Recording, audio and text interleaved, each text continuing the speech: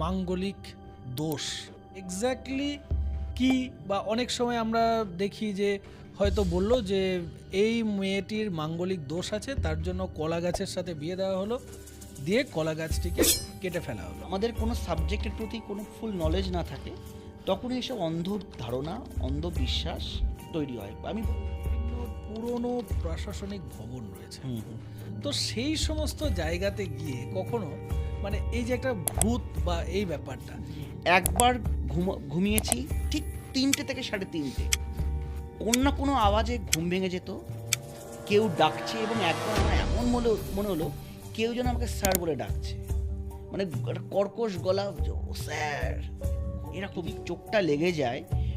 বিকট বিকট স্বপ্নে আমার ঘুমটা ভাঙছে। আচ্ছা, মানে ওই স্বপ্নে কেউ মারা যাচ্ছে, কেউ ওই ছাদ থেকে পড়ে যাচ্ছে, কেউ চেঁচাচ্ছে। আমি এটার খোঁজ নিয়েছি, ওইখানে বলছে যে কেউ যেন সুসাইড করেছে। আচ্ছা।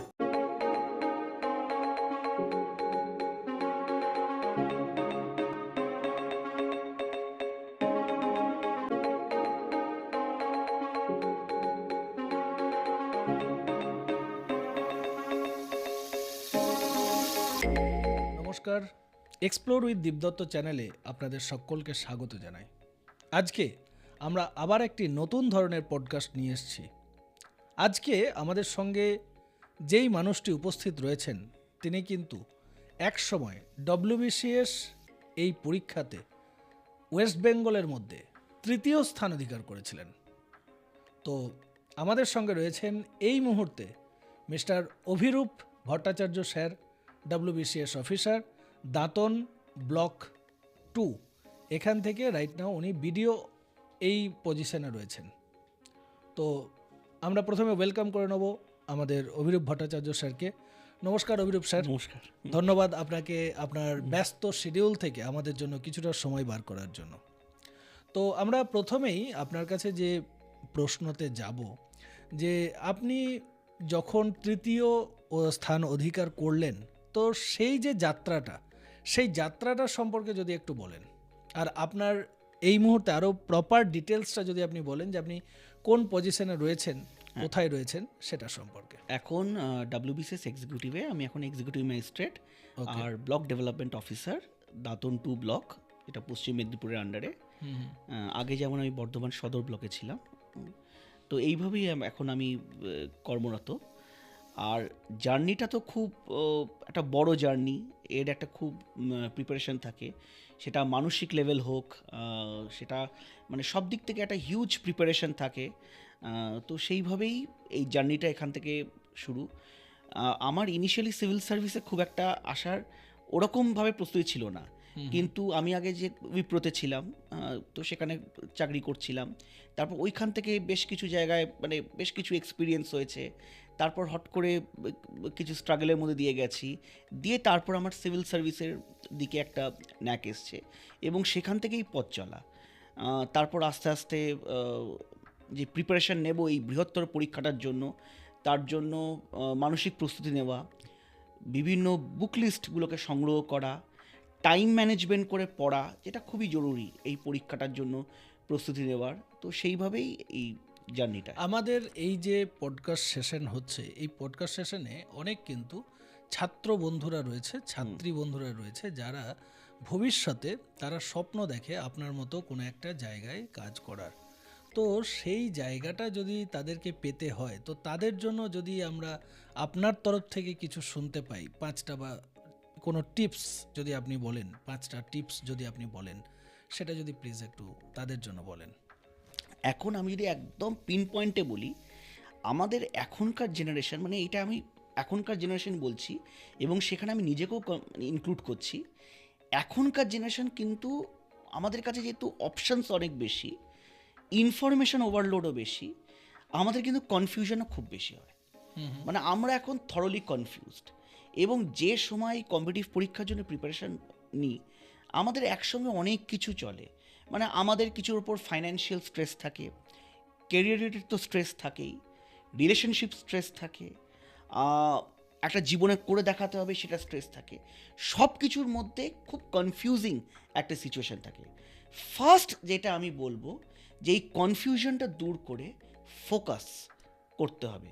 মানে অর্জুনকে কৃষ্ণ যেরম করে বলেছিল, বা যখন একটা ওই যেটা ওই একটা অ্যারোর প্রতিযোগিতা হয়েছিল, যেখানে দ্রোণাচার্য যখন অর্জুনকে জিজ্ঞেস করেছিল যে যে তুমি কি দেখতে পাচ্ছ, Right.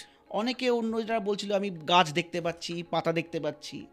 অর্জুন কিন্তু বলেছিল আমি পাখিটাও না, আমি পাখির চোখটা দেখতে পাচ্ছি। ওই পাখির চোখের মতন নিজের লক্ষ্যটাকে কিন্তু স্থির করতে হবে। তাহলে ফার্স্ট জিনিস হচ্ছে আমাকে আমার কেরিয়ার চয়েস, মানে আমি কখনোই বলছি না যে সিভিল সার্ভেন্টই হতে হবে, অনেক বিভিন্ন কেরিয়ার অপশন আছে, কিন্তু যেটাই করি আমি সেটার ওপর কমপ্লিট ডেডিকেশন। এই ডেডিকেশনটা কখন আসবে?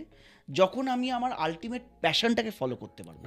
মানে আমি যদি আমার প্যাশনটাকে চিনে যদি সেটার ওপর কাজ করি এবং প্যাশনকে যদি আমার ক্যারিয়ার বানাই, আমার যদি প্যাশন থাকে যে আমি মানুষের সেবা করব,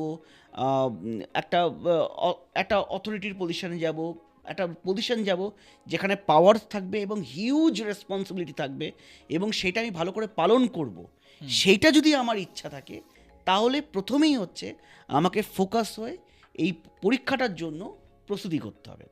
সেকেন্ড কি, আমাকে একটা টাইম টেবিল, একটা ডিসিপ্লিন ফলো করতে হবে। এখন যেটা আমি দেখছি, একদম প্র্যাকটিক্যাল এক্সাম্পল বলছি, মানে মানুষ খুব তাড়াতাড়ি মোটিভেটেড হচ্ছে। এখন মানুষকে মোটিভেট করা কিন্তু খুব ইজি। একটা যে কোনো একটা ধরো জিনিস দেখলো, কেউ হয়তো নীলবাতি নিয়ে ঢুকছে, শাঁ করে ঢুকছে, বা কেউ একটা দারুণ একটা হিরোর মতন এন্ট্রি করছে, বা একটা গ্ল্যামার ব্যাপার। কিন্তু মানুষ ওইটার পেছনে যে কতটা খাটনি, কতটা পরিশ্রম, সেটা কিন্তু দেখছে না। ওই চটকদারিতে মানে মজলে বা ভুললে হবে না। তোমাকে কিন্তু রাতের পর রাত জেগে খুব ডিসিপ্লিনড এফার্ট দিয়ে কিন্তু পড়াশোনা করতে হবে, এবং খুব টাইম ম্যানেজমেন্ট করে করতে হবে। থার্ড হচ্ছে তোমাদের যাই প্রবলেম থাকুক, ফাইন্যান্সিয়াল প্রবলেম থাকুক, রিলেশনশিপ ইস্যুস থাকুক, সেটাকে কিন্তু ভুলে যেতে হবে। মানে এখন যেটা আমি দেখছি, মানুষ কেন এত ডিস্ট্র্যাক্টেড, কারণ আমরা ডিস্ট্র্যাক্টেড হতে চাইছি। ফ্রম সোশ্যাল মিডিয়া থেকে শুরু করে, ফেসবুক থেকে শুরু করে, বিভিন্ন পারিপার্শ্বিক পরিস্থিতি থাকে, মানুষের কিন্তু ডিস্ট্র্যাকশনটা অনেক বেশি। এই ডিস্ট্র্যাকশনগুলোকে সরাতে হবে। কেউ হয়তো বলছে এখন এই যে বয়সে যারা আমরা প্রিপারেশন করছি, একটা রিলেশনশিপ ইস্যু থাকে, কেউ কাউকে পছন্দ হচ্ছে, কাউকে হয়তো সে ঠিক করে ভালোবাসা না ভালো লাগা সেটাও বুঝছে না, তার অন্ধের পেছনে তার পেছনে ছুটে যাচ্ছে, দিয়ে তার নিজের ক্যারিয়ারটা নষ্ট করছে, তারপর লাস্টে সে দুঃখ পাচ্ছে। এই নিয়ে কিন্তু সে একটা সেলফ ডিফিটিং অ্যাটিটিউডে চলে যাচ্ছে। এইগুলোর থেকে বিরত থাকতে হবে। আমাকে আগে নিজের লক্ষ্যটাকে অ্যাচিভ করতে হবে। মানে এতক্ষণ আমরা যেটা পয়েন্ট যদি করি, যে ফার্স্ট আমরা ফোকাসড হতে হবে, সেকেন্ড হতে টাইম ম্যানেজমেন্ট করে ওই ফোকাসের সঙ্গে নিজেকে অ্যাড করতে হবে, আর তার সঙ্গে সমস্ত কিছু ভুলে কাজটাকে আরো করতে হবে। ওকে, মানে আমি তো যদি কর্মটা না করি আমি তো ফল পাবো না। আমি যদি ডিস্ট্র্যাক্টেড হয়ে থাকি এবং আমি একসঙ্গে অনেক কিছুর ওপর ফোকাস করতে পারবো না। আমরা বলি আমরা মাল্টিটাস্কিং করি, কিন্তু আমরা অ্যাকচুয়ালি মাল্টিটাস্কিং করতে পারি না। আমাকে ফোকাসড হয়ে ওই জিনিসটার পেছনে, কি লক্ষ্যের পেছনে আমাকে দৌড়াতে হবে। এই যে মাল্টিটাস্কিং কথাটা বললে, রাইট নাও আমাদের কাছে, আমাদের নিউ জেনারেশনের কাছে প্রত্যেকেই হয়তো আমরা এরকম দেখি যে সে হয়তো একদিকে খাচ্ছে, একদিকে গান শুনছে, একদিকে সে হয়তো বই পড়ছে, নিজেকে মাল্টিটাস্কিং বলছে, ভাবছে। তোমার মতে মাল্টিটাস্কিং এক্স্যাক্টলি কী জিনিস? মাল্টিটাস্কিং আমার মতে এটা একটা খুব মিথিক্যাল কনসেপ্ট আমার লাগে। মানে ইটস আ মিথ। মানে human brain is not wired to do multitasking. মানে আমার যতদূর ধারণা হয়, একটার ওপর যদি আমি ফোকাসড করি, you can do n number of tasks daily, but when you are doing a single task, your whole focus should be there. অর্থাৎ আমরা অনেকেই এখন মোবাইলে যে অ্যাডিক্ট হয়ে যাই, মোবাইল দেখতে দেখতে খাওয়া দাওয়া করছি, অথবা খাচ্ছি, সঙ্গে আমি রিলস চলছে আমার সঙ্গে। তো এই যে জায়গাটাকে যদি আমরা অফ করি, আমরা যদি খাওয়ার সময় শুধু খাওয়া, পড়ার সময়ে আমি পড়াটাই চিন্তা করলাম, অথবা যদি নাচ করছি বা গান গাইছি হোয়াট এভার, আমি যেটা অ্যাক্টিভিটিতে রয়েছি, particularly just do that. Exact, মানে আমরা একটা জিনিস যখন করছি আমরা 100% সেখানে দিচ্ছি না। রাইট। আমি যেমন সিভিল সার্ভিসের জন্য যদি আমি প্রিপারেশন করছি, আমার সিভিল সার্ভিসে আমি কেন ফোকাস ডিসিপ্লিন কেন বলছি, আমি সিভিল সার্ভিসের জন্য প্রিপারেশন করছি, at the back of the mind আমার চলছে যে আমার যদি সিভিল সার্ভিস না হয় তাহলে আমি কি করব, তাহলে দিয়ে আমি আমার প্ল্যান বি ভাবছি, বি না হলে সি ভাবছি, ওই করে করে আচ্ছা ঠিক আছে এইটা তো না হলে আমার প্ল্যান বি তো রেডি আছে, দিয়ে আমার একটা কমপ্লেসেন্ট অ্যাটিটিউড চলে আসছে। মানে আমার ফোকাসটা কিন্তু তখন আমি না পেলে কি হবে সেটার অলরেডি আমি আমার এনার্জি দিয়েছি, যে না পেলেও ও ঠিক আছে আমার তো তাহলে এইটা আছে, বা আমার তো ওই বিজনেসটা আছে, বা আমি তখন এটা করে দেবো। ঠিক আছে, আমি প্ল্যান বি বা প্ল্যান সি ভাববে না একদম বলছি না, কিন্তু আমাকে আমার 100% এনার্জি কিন্তু আমার প্ল্যান এতেই দিতে হবে। অর্থাৎ যদি বলা যায় যে তোমার কথায় যে আমরা যখন কোনো কাজ করব তখন 100% ডেডিকেটেডলি এটা চাই, মানে আমরা যদি দেখি অনেক সময় যে বাচ্চারা যেরকম হয়তো কোনো তার প্যারেন্টসের কাছে কোনো জিনিস চাইছে, জিদ্দিপনা করছে সোজা কথায়, তো তখন আমরা দেখি যে বাচ্চা যেটা কোনো একটা চকলেট চাইছে, চকলেট যতক্ষণ না চকলেট ছাড়া তার কাছে অন্য কিছু দাও, বেলুন দাও, কিছু দাও, সে কিন্তু ডিস্ট্র্যাক্ট হচ্ছে না। তেমনি আমরাও যদি কখনো এইভাবে, মানে আপনাদের সমস্ত যারা দর্শক রয়েছেন বা শ্রোতা রয়েছেন, তারা যদি দেখেন যে তারা তাদের জীবনে কোনোভাবে WBCS পাস করতে চাইছেন, বা কোনো রকম তারা not only WBCS pass, what ever আপনি আপনার জীবনে হতে চাইছেন, যদি সেটা হতে হয় তাহলে সেটার পিছনে লেগে পড়তে হবে একদম, সেটা কোনোভাবেই কোনো কম্প্রোমাইজ হতে plan B, plan C, plan D will not work. এবং জেদটা কোথায় করতে হবে জানো তো? জেদটা হচ্ছে ইউনিভার্সের কাছে করতে হবে। রাইট। ওই যে একটা কথা আছে, अगर किसी चीज को शिद्दत से चाहो तो पूरी कायनात उसे मिलाने की कोशिश करता है, एग्जैक्टली दिस हैपेंस। আচ্ছা, এই যে জায়গাটা, এই কথাটা যখন তুমি বললে, আজকে আমরা নতুন নতুন জিনিস শুনবো তোমার থেকে। তোমার কাছে তো আমরা এতদিন আমাদের তোমার যত এত মানুষজন তোমাকে ফলো করে, তোমার যা ফলোয়ার্স আছে তারা প্রত্যেকেই শোনে শুধু WBCS তুমি পড়াচ্ছ, WBCS বিভিন্ন ছাত্রছাত্রীদের তুমি নিজে থেকে সাহায্য করছো without any monetary transaction and সেইগুলো তো আমরা দেখেছি। তো এটা ছাড়াও ধরে নাও এই যে জায়গাটা তুমি বললে এখনই যে প্রকৃতি তোমাকে সাহায্য করবে, ইউনিভার্স তোমাকে সাহায্য করবে, এটাকে তুমি কিভাবে ভাবো? মানে এটা কি সিরিয়াসলি করে? একদমই করে। কিভাবে করে? না, অনেকভাবে করে। মানে আমি যেটা ভাবি যে আমার অ্যাকশনসগুলো এমন হবে, আমার অ্যাকশনসগুলো এমন প্রোঅ্যাক্টিভ হবে, তখন কিন্তু ইউনিভার্স সেটাকে দেওয়ার চেষ্টা করে। মানে এইটার অনেকখানি ওই কার্মার মতন, আমার যেরকম আমি কর্ম করব সেরকম কিন্তু আমি ফল পাবো। এই কথাটার মানেই হচ্ছে আমি ঠিক এক্স্যাক্টলি যেরকম লাইফ লিড করব, যেরকম কর্ম করব, ইউনিভার্স কিন্তু সেরকম করে আমার রেসপন্ড করবে। আমি যদি ফর এক্সাম্পল আমি একটা কথা বলছি, আমি যদি সবসময় ডিপ্রেসড থাকি, আমি যদি সবসময় নেগেটিভ চিন্তা করি, তাহলে কিন্তু ইউনিভার্স কিন্তু আমাকে ডিপ্রেশন, নেগেটিভ এই অপরচুনিটিসগুলোই দেবে। I will encounter negative opportunities. I will encounter more negative people in my life. I will encounter more negative instances in my life. আমি যদি পজিটিভ হই, নেগেটিভ সিচুয়েশান থাকলেও আমি যদি পজিটিভ থাকি, আমি যদি পজিটিভভাবে সেটাকে ডিল করার চেষ্টা করি, তাহলে কিন্তু ইউনিভার্স কিন্তু রেসিপ্রোকেট করে। This is the law of universe.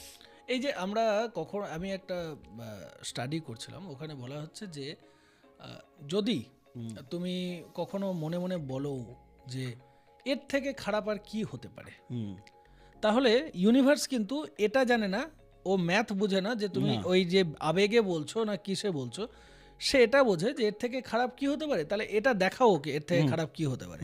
তো এটা কি তোমার মনে হয় কোনোভাবে স্ট্যান্ড করে?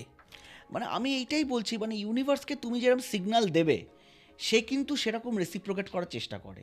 আচ্ছা, মানে এইটার বেসিসই কিন্তু সেই স্পিরিচুয়ালিটি বা অ্যাস্ট্রোলজিক্যাল এতে আমরা চলে যাই, যে তুমি যেরকম করে লাইফ লিড করবে, তোমার বিহেভিয়ার ইউনিভার্সের প্রতি যেরকম হবে, মানে যেটাকে আমরা অ্যাস্ট্রোলজি বলি, astrology is nothing but A behavioural science.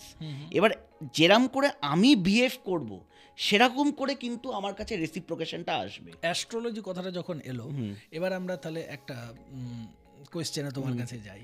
এটা তুমি পাস করতেও পারো, তুমি বলতেও পারো, নাও পারো। তো যদি তোমাকে বলি আমি যে ব্যক্তি অভিরূপ ভট্টাচার্য, বিডিএম ম্যাজিস্ট্রেট সাহেব, তো উনি কি পার্সোনালি অ্যাস্ট্রোলজি বিলিভ করেন? না, আমি এটার খুব স্ট্রেট উত্তর দেব। রাইট। অ্যাস্ট্রোলজিটা না আমাদের বিলিভ করা বা আমাদের আনবিলিভের থাকে না। মানে অ্যাস্ট্রোলজিটা, এই যে কোয়েশ্চেনটা এসছে যে আমি অ্যাস্ট্রোলজি বিলিভ করি, এর ধারণাটা কেন এসছে? কারণ আমাদের অ্যাস্ট্রোলজি মানেই কিন্তু অনেক একটা সময় ধোঁয়াশা। একটা ধোঁয়াশা থাকে। Right. মানে আমি জিনিসটা জানি না। আমি অ্যাস্ট্রোলজি মনে যদি ভাবি যে অ্যাস্ট্রোলজি মানে আমি শুয়ে থাকবো, সব প্রিডেস্টিনড, সব ভাগ্য নির্ধারিত, তাহলে আমি কোনো কাজ করব না, সব কিছু ভাগ্যতেই হয়ে যাবে, সব কিছু লাক, সেইটা যদি হয় তাহলে ব্যক্তি অভিরূপ ভট্টাচার্য এবং officer Abhirup Bhattacharya astrology believe করে না। ওকে। কিন্তু যদি আমি রিয়েল অ্যাস্ট্রোলজির ফিলিং বা অ্যাস্ট্রোলজির রিয়েল এসেন্স যদি আমি বলি যে আমার কর্ম দ্বারা আমি নিজের বিহেভিয়ারাল চেঞ্জ আনতে পারবো এবং আমার কর্ম দ্বারা আমি বহু মানুষের বিহেভিয়ারাল চেঞ্জ আনতে পারবো এবং বিহেভিয়ারাল চেঞ্জের জন্যই অ্যাস্ট্রোলজি এফেক্ট করে, তাহলে কিন্তু অ্যাস্ট্রোলজির একটা খুব স্ট্রং সায়েন্টিফিক বেসিস, মানে একটা স্ট্রং রয়েছে। সায়েন্টিফিক ফাউন্ডেশন আছে। ফর এক্সাম্পল, আমি একটা খুব সিম্পল, একটা খুব টেকনিক্যাল কথায় যাচ্ছি এবং একটা এক্সাম্পল হয়ে যাচ্ছি। আমরা যে এই যে রিচুয়ালস বা ট্রেডিশনস এইগুলো ফলো করি, আমরা কিন্তু অনেকেই একদম অন্ধের মতন ফলো করি। মানে আমরা পুজো আচ্চা করছি বা আমরা সন্ধি পুজোতে যাচ্ছি, বা একটা খুব সিম্পল ট্রেডিশন। মানে সেদিনকে একটা ছেলে আমার মাধ্যমিকে, মানে যেহেতু আমি মাঝে মাঝে একটা দুটো অ্যাস্ট্রোলজিক্যাল লেখা করি, তো একজন সেদিনকে মাধ্যমিক করছিল এবং একটা ছেলে যে আমার কাছে এসেছিল যে স্যার আপনার ভীষণ বড় ফ্যান, আমাকে আশীর্বাদ করুন, আমি এখন পরীক্ষা দিতে যাচ্ছি, কিন্তু স্যার আমি কিন্তু ওই আপনার মানে রিসেন্ট লেখা পড়লাম, আমি কিন্তু একদম ভাগ্যটাগ্যতে বিশ্বাস করি না, অ্যাস্ট্রোলজিতে বিশ্বাস করি না। তা আমি তাকে বললাম যে একদম ঠিকই করো, তুমি কর্মে বিশ্বাস করো, ভালো করে কর্ম করবে, ভালো করে পরীক্ষা দেবে। তারপরেই আবার তারপরে যখন বেরিয়ে পরীক্ষা ভালো হয়েছে, তারপর আমি তাকে ধরলাম, কারণ পরীক্ষার আগে আমি তাকে অতটা ডিস্টার্ব করিনি, এবং তখন আমি দেখেছিলাম যে ওর মাথায় একটা ওই দইয়ের ফোঁটা, ওকে, পরীক্ষা দিতে যাচ্ছে, দই এবং চিনির ফোঁটা দেওয়া আছে। তা আমি ওকে জিজ্ঞেস করলাম যে তুমি যে এই পরীক্ষা দিতে বেরোলে, তোমার মা তোমার কপালে দইয়ের এবং চিনি মিশ্রিত ফোঁটা দিল কেন? এটা তোমার মানে প্রশ্ন হয় না? তো বলো না, এরম করে তো ভাবিনি, একদম জলও দিতে পারতো, দই কেন, দুধের ফোঁটা দিতে পারতো, মাটির ফোঁটা দিতে পারতো, একদম। দইয়ের ফোঁটাটাই দিল কেন? কারণ দই আমাদের শুক্র রিপ্রেজেন্ট করে, প্ল্যানেট শুক্র। আচ্ছা। শুক্র এবং দইয়ের সঙ্গে চিনি মানেই শুক্র গুড লাক আনে। মানে এই কাস্টম বা এই রিচুয়ালটার পেছনে যে সৌভাগ্য যেন আসে, মানে তোমার সঙ্গে যেন লাক থাকে, এই কামনাতে ফোঁটাটা দেয়। এই মানে আমাদের সবসময় না ইনকুইজিটিভ মাইন্ড থাকতে হবে। এই ইনকুইজিটিভ মাইন্ড থেকে আমরা যদি খুব ওপেন এন্ডে সব কিছু দেখি, তাহলে দেখব একটার সঙ্গে একটার খুব নিবিড় সম্পর্ক আছে। কর্মের সঙ্গে অ্যাস্ট্রোলজিক্যাল যে জিনিসগুলোর, তার সঙ্গে নিবিড় সম্পর্ক আছে। আচ্ছা। গীতাতে, ভগবদ গীতাতে শুরুই হচ্ছে যে অর্জুন দুঃখ পেয়ে বসে আছে, Arjun is in a very despondent state, এবং সেখানে কৃষ্ণ এলো এবং গীতাতে অর্জুনকে প্রথমেই কর্ম, তার ডিজেকশন, তার দুঃখটাকে কাটিয়ে তাকে কর্ম করতে বলছে। সে মানে আমাদের কর্মযোগে আমরা যাচ্ছি, ভক্তিযোগ আছে, অনেক যোগ আছে, এই কর্মযোগ, এই যে কর্মযোগ, এইটার এসেন্স লুকিয়ে আছে অ্যাস্ট্রোলজিতে। আচ্ছা। স্যাটার্নও তাই কথা বলছে যে তুমি তোমার কর্মের ফলই পাবে। কিন্তু এখন কিছু কিছু ইন্টারপ্রিটেশন হচ্ছে যে কোনো কর্ম নেই, সবটাই ভাগ্য, আমি ঘুমিয়ে থাকবো, আমার বাড়ি এসে আমার সব কিছু চলে আসবে। এই যদি অ্যাস্ট্রোলজির ডেফিনেশন হয়, it is a very wrong Notion. অনেক মানুষ আছে যারা প্রত্যেকদিন সকালবেলাতে উঠেই আগে তাদের রাশিফল খুলে চেক করে যে আমার এই রাশি, আজকে রাশিফলে এটা দেখাচ্ছে, তার মানে আমার আজকে টাকা আসার আছে, অতএব আমি চলো লটারি টিকিট কাটি। না, ওইটা বলছি, that is a very wrong Notion of astrology. That is a very wrong Notion of astrology. এইটার উত্তরও কিন্তু অ্যাস্ট্রোলজিতে লুকিয়ে আছে। মানে লটারি, মানে টাকা দুটোভাবে টাকা ইনকাম করা যায়। একটা হচ্ছে লং কাট আর একটা হচ্ছে শর্টকাট। শর্টকাট। শর্টকাট টাকা কে দেয়? রাহু। রাহু হচ্ছে এসেনশিয়ালি অল থিংস যেটা আমি শর্টকাটে পাই, যেটা মানে যেটাকে আমি ট্রু লাক বলি বা ট্রু বাই ফ্লুক। কিন্তু অ্যাস্ট্রোলজি বলছে যেটা তুমি শর্টকাটে ইনকাম করবে সেটা খুব তাড়াতাড়ি শর্টকাটে বেরিয়ে যাবে, বা সেইটা তোমার মরিচিকার মতন। রাহু কি? রাহু হচ্ছে একটা মরিচিকার প্ল্যানেট, ইলিউজরি গ্রহ, একটা মানে যেটাকে আমরা নর্দার্ন নোড অফ মুন বলি, আচ্ছা। একটা শ্যাডো প্ল্যানেট। মানে এইগুলোকে না অ্যাস্ট্রোলজিতে অনেক মেটাফার্স দিয়ে বোঝা আছে। রাহু বলতেই আমরা হয়তো একটা অনেক কিছু কনজিওর করছি, কিন্তু এটাকে মেটাফার, মানে একটা মেটাফার ধরে আমরা এগোচ্ছি। তার মানে ইলিউশন, মানে এই যে মানুষের মধ্যে যে এই প্রবৃত্তিটা যে আমি কাজ করব না, আমি আমার রাশিফল দেখব এবং দেখব আমি শর্টকাটে কি করে লটারি কাটবো, ডিয়ার লটারি বা এই লটারি বিভিন্ন ব্র্যান্ড ব্লা ব্লা ব্লা ব্লা লটারি কাটবো এবং আমি 1 কোটিপতি হয়ে যাব। এই যে ইলিউশন, এইটা কে দিচ্ছে? রাহু। এবং এতেই ওর কিন্তু বিপত্তি। আচ্ছা। এতেই ওর বিপত্তি। স্যাটার্ন কি বলছে? স্যাটার্ন বলছে তুমি কর্ম করো, বার্ন দ্য মিডনাইট অয়েল। অয়েলের সঙ্গে স্যাটার্নের খুব তফাৎ আছে, মানে খুব মানে মিল সিমিলার আছে। হ্যাঁ। বার্ন দ্য মিডনাইট অয়েল, রাতের পর রাত জাগো, খাটো, you will get your desired money. এবং স্যাটার্নের কাছে শনি গ্রহ যেটাকে আমরা বলি, মানে এটাকে ওই যে মেটাফরিক্যাল দেখতে হবে। স্যাটার্নের কাছে মানি ইজ নট ইম্পর্টেন্ট, কিন্তু ওই যে রাতের পর রাত জেগে সে, তার তো টাকা ইনকাম করারে, সে যদি কোনো এন্টারপ্রেনারশিপ করে, বা সে কোনো চাকরির জন্য পড়াশোনা করছে, বা সে কোনো নতুন স্কিল ডেভেলপ করছে, তাহলে ওই যে রাতের পর রাত জেগে যে প্ল্যানিং করলো, যে স্ট্র্যাটেজাইজ করলো, ওই যে স্কিলটা ওর কাছে এলো, সেটা হচ্ছে স্যাটার্নের লক্ষ্য। তার মানে স্যাটার্নের কিন্তু মানি লক্ষ্য না, কিন্তু তোমাকে লেসেন দিল।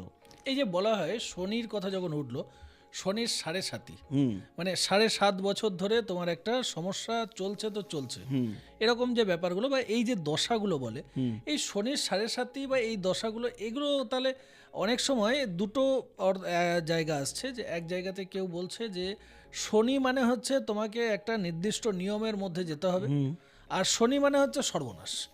কেউ বলছে যে একদম শনি মানে তুমি একদম নষ্ট হয়ে যাবে, তোমার এখন শনি লেগেছে, 7.5 নিয়ে ভয়টা দেখাচ্ছে। 7.5 নিয়ে ভয় দেখাচ্ছে। তো এই ব্যাপারগুলো যদি তোমার কাছ থেকে একটু ডিটেলে তুমি একটু বলো যে এই ব্যাপারগুলো এক্স্যাক্টলি কি।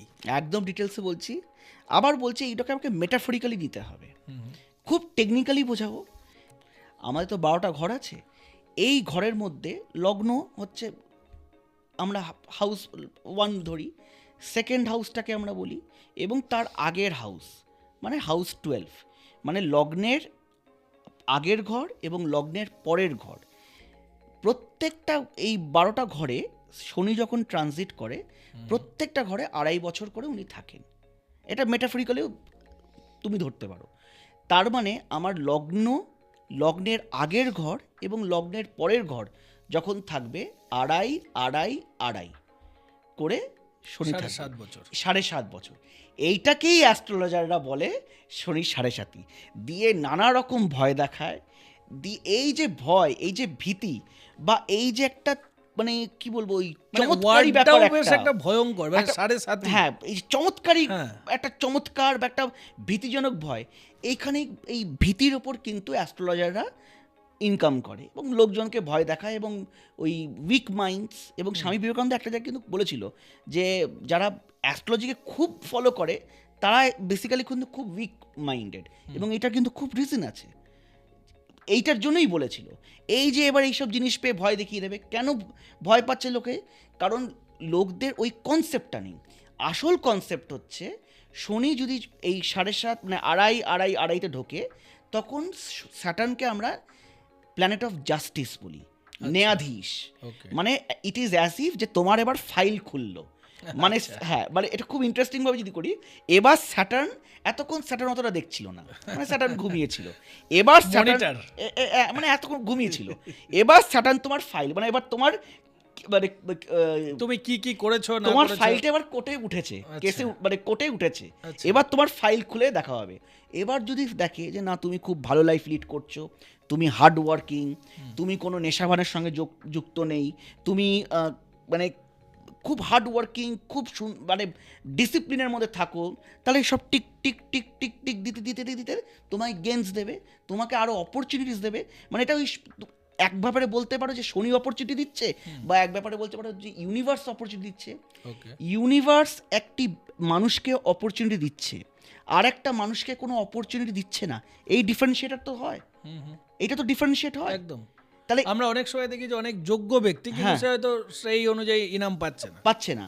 আবার আমি দেখছি অযোগ্য, খুব একটা যোগ্য নয়, কিন্তু সে হয়তো হার্ড তাড়াতাড়ি ওয়ার্কিং, একদম সে হয়তো একটা অপরচুনিটি পাচ্ছে। রাইট। এই ডিফারেন্সিয়েটারগুলো কি করে বা কে করে, আমি সেই বেসিসেই বলছি। তাহলে সেখানে যদি দেখে যে তুমি হার্ড ওয়ার্কিং ছিলে, বা তুমি হার্ড ওয়ার্কিং, খুব ডিসিপ্লিনড, খুব ডেডিকেশনের জন্য একটা কিছু পার্সিউ করছো, তখন Saturn tick tick tick tick দিয়ে অপরচুনিটিগুলো দিয়ে পাস করে দিচ্ছে। এবার যদি দেখে যে তুমি নেশায় আসক্ত, কুড়ে, হ্যাঁ, নিজে কিছু কাজ করবে না, অপরের কাজ গিয়ে বাধা দিচ্ছ, কি অপরের কাজে ব্যাঘাত সৃষ্টি করছো, কি নিজে করব না অপরেরটাকে ছিনিয়ে আনবো, নেশায় তীব্র আসক্ত, মানে মদ ছাড়া বিকেলে মদ, রাতে মদ, দিনে দুপুরে মদ, মানে your senses are not in your control, তাহলে তোমার যা হবে সেটার জন্য আমাকে অ্যাস্ট্রোলজি জানতে হয় না। এটার জন্য কি অ্যাস্ট্রোলজি জানা খুব জরুরি? একজন মানুষ যদি নেশায় আসক্ত হয়, যদি বেহিসেবি জীবনযাপন করে, ইনডিসিপ্লিন লাইফ লিড করে, তাহলে তার সঙ্গে যা হওয়ার কথা শনির সাড়ে সাথীতে এক্স্যাক্টলি তাই হয়। আমি বলছি এই যে এই অ্যাস্ট্রোলজিকে ওরকম করে একটা ওই ভীতিজনকভাবে দেখার নাম, it is a behavioural science. কেমন বলছি, it is a way of life. এইটা যদি আমরা ঠিক করে বুঝতে পারি, এখানে কিন্তু আমাদের অনেক বিহেভিয়ার চেঞ্জ করা যায়। যেমন যেটা দেখছি আমি, মানে যতটা পড়াশোনা করেছি, এখানে না আগেকার দিনে ঋষি মুনিরা বা পড়াশোনাই হোক, অনেক ওই যে বললাম না ফ্যাবেল বা মেটাফরিক্যাল বা অ্যালেগরির মাধ্যমে অনেক কিছু বুঝিয়েছে। যেমন স্যাটার্নের বিশেষ গুণটা কি? স্যাটার্ন হচ্ছে ন্যায়াধীশ, এর যদি বিশেষ কালার হয় নীল, জাস্টিস, কাম, পেশেন্স, ধৈর্য। স্যাটার্ন মানে ধৈর্য। স্যাটার্ন কাকে রিপ্রেজেন্ট করে? স্যাটার্ন হচ্ছে লেবারকে রিপ্রেজেন্ট করে, অফ হার্ড লেবার। স্যাটার্ন হচ্ছে বয়স্ক মানুষকে রিপ্রেজেন্ট করে, বৃদ্ধ মানুষকে রিপ্রেজেন্ট করে। তাহলে আমি একটা মানুষ হয়ে আমার দুটো ওয়ে হতে পারে, যে আমি নিজেকে সেন্টার অফ ইউনিভার্স দেখছি, আমি এই পৃথিবীতে এসেছি ভোগ বিলাসের জন্য এবং রিপ্রোডিউস করার জন্য, আমার আর কোনো দায়িত্ব নেই, দায়বদ্ধতা নেই, আমি সব, সারা জগৎ আমাকে ঘিরেই আছে, এইটা একটা হতে পারে, which is a very wrong way of thinking. আর সেকেন্ড হচ্ছে, আমি এই পৃথিবীতে এসেছি, আমার তো একটা পারপাস আছে, আমার তো সোল পারপাস আছে, জীবনের একটা লক্ষ্য আছে। প্রত্যেকটা মানুষ, এবং প্রত্যেকটা মানুষের মধ্যে কিছু ইনেট কোয়ালিটিস আছে। সব মানুষকে যে সিভিল সার্ভেন্ট হতে হবে তার কিছু নেই। সবাই যদি সিভিল সার্ভেন্ট হতো, তাহলে আমি সচিন তেন্ডুলকার পেতাম না, লতা মঙ্গেশকরকে পেতাম না, সৌরভ গাঙ্গুলিকে পেতাম না, বিরাট কোহলিকে পেতাম না, অরিজিৎ সিংকে পেতাম না, ভালো ভালো পলিটিশিয়ান পেতাম না। তাহলে সবার মধ্যে ইনেট কোয়ালিটিস আছে, সেই ইনেট কোয়ালিটিসটাকে বুঝতে হবে। আমাকে আমার এই পৃথিবীতে কিছু দিয়ে যেতে হবে। এই যে আমার পৃথিবীর প্রতি দায়বদ্ধতা আছে, খালি নিজের ভোগ, নিজের বিলাস বাইরে দিও, আমাকে যে পৃথিবীতে কিছু দিতে হবে, এইটার ইন্ডিকেশন কিন্তু এই অ্যাস্ট্রোলজিক্যাল প্ল্যানেটসরা যায়। এবার সেটাকে আমি ওই প্ল্যানেটসরা করছি সেরকম না, এই যে বিভিন্ন কালার্সের সংমিশ্রণ, সেটাই দিয়ে স্যাটার্নকে যে দেখি, স্যাটার্ন কি ইন্ডিকেট করছে, যে তুমি বয়স্ক মানুষের খেয়াল রাখছো কিনা, তুমি তোমার বৃদ্ধ বাবা মার সঙ্গে কেমন ডিল করছো, তুমি তোমার বৃদ্ধ আশেপাশের পরিজনদের সঙ্গে কিরম ব্যবহার করছো, তুমি বৃদ্ধ কি যারা খেটে খাট, যারা দিন মজুর, তাদের সঙ্গে তুমি কিরম ব্যবহার করছো, তাদেরকে তুমি হেল্প করছো, তাদের জীবনে কি তুমি পরিবর্তন আনছো? যদি আনো, তাহলে তোমাকে কিন্তু শনির সাড়ে সাথী নিয়ে তথাকথিত ওই ভয় পেতে হবে না।